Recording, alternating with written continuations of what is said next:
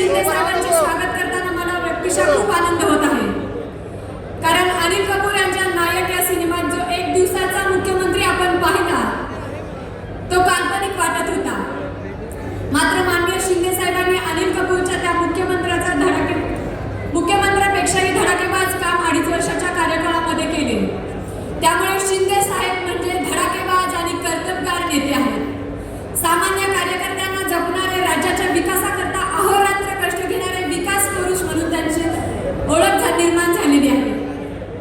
शिंदे साहेब आपण पहिले मुख्यमंत्री होता ज्यांनी आषाढी यात्रेच्या पूर्वी पंढरीत येऊन वारकऱ्यांच्या सेवा सुविधांची काळजी घेतली।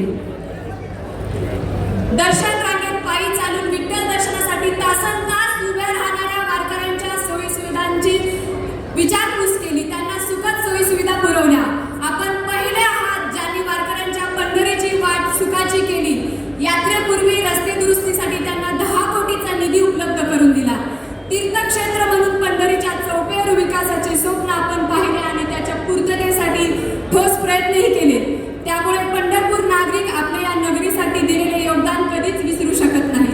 सामान्य वारकरी ठामपणे तुमच्या पाठीशी आहे।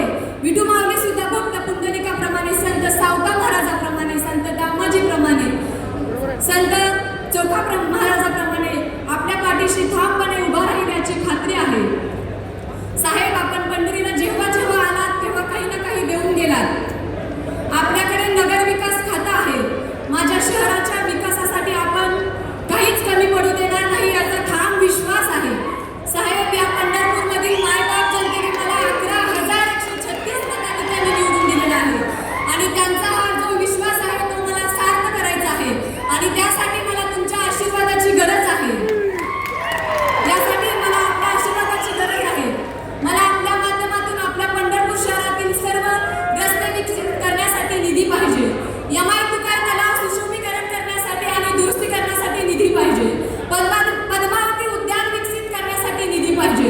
पंढरपूर नगर परिषदेच्या प्रशासकीय इमारतीसाठी आम्ही 50 कोटीची निधीची मागणी आपल्याकडे केलेली आहे आणि ती नक्कीच आपण पूर्ण करावी ही मी आपल्यासाठी विनंती करते।